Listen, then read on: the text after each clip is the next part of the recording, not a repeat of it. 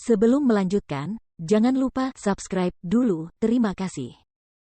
Bab 189 berdiri terus-menerus. Melihat pemuda di hadapannya tertawa dengan gembira, Pak Tualin menggelengkan kepalanya dan berkata, jika kau butuh ramuan lagi, ambil saja sendiri di atas. Aku akan membawakan obatnya kepada Tuan terlebih dahulu. Setelah berkata demikian, dia melangkah keluar, meninggalkan Feng Jiu yang tertawa kecil dengan gembira sendirian.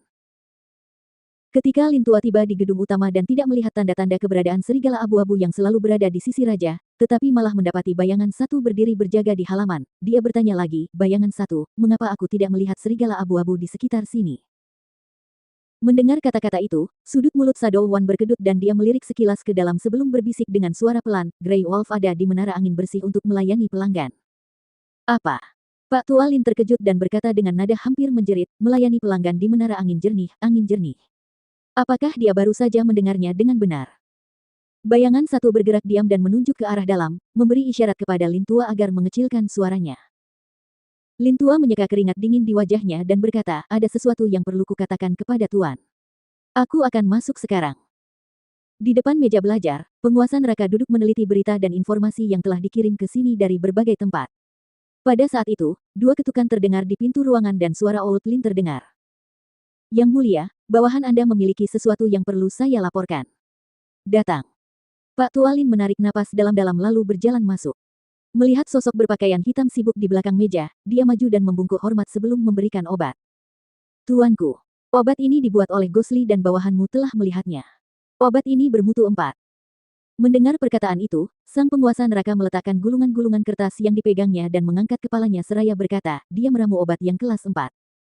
Ya, dan obat itu bermutu 4. Di antara semua obat yang diproduksi di menara medis kami belum pernah melihat obat bermutu 4. Ketika dia membicarakan hal itu, Lin Tua menjadi agak bersemangat. Dia tidak menyangka bahwa hantu yang tampak biasa-biasa saja itu benar-benar memiliki kemampuan seperti itu. Tidak heran Tuan telah menunjukkan perlakuan istimewa seperti itu kepada anak itu. Penguasa neraka berpikir sejenak sebelum berkata, saat kau kembali, biarkan pemuda itu menempelkan lambangnya sendiri ke botol itu dan kemudian kirimkan obatnya ke rumah lelang. Minta mereka untuk melelangnya dengan nama Dokter Hantu. Mendengar itu, Lin Tua sedikit terkejut. Tuanku ingin mengangkat nama Dokter Hantu.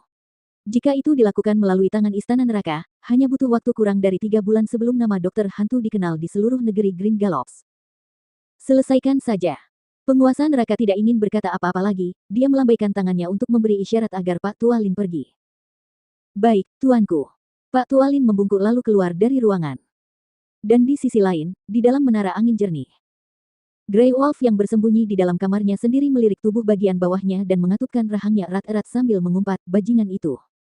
Seharusnya aku tahu bahwa dia tidak akan begitu baik memperlakukanku dengan mudah.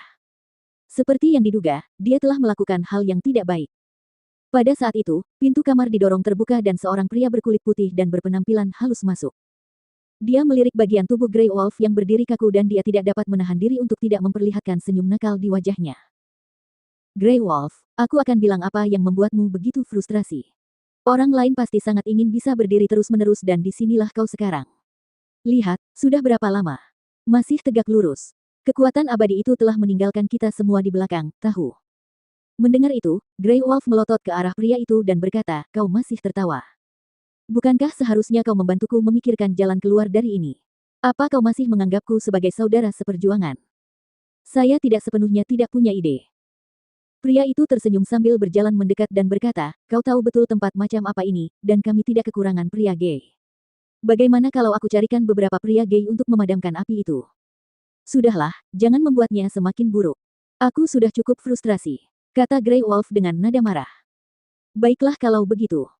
Lelaki itu menepukkan kedua tangannya dan tepat setelah itu, beberapa pelayan masuk sambil membawa jubah tipis berwarna merah dan hampir transparan dengan sedikit perona pipi.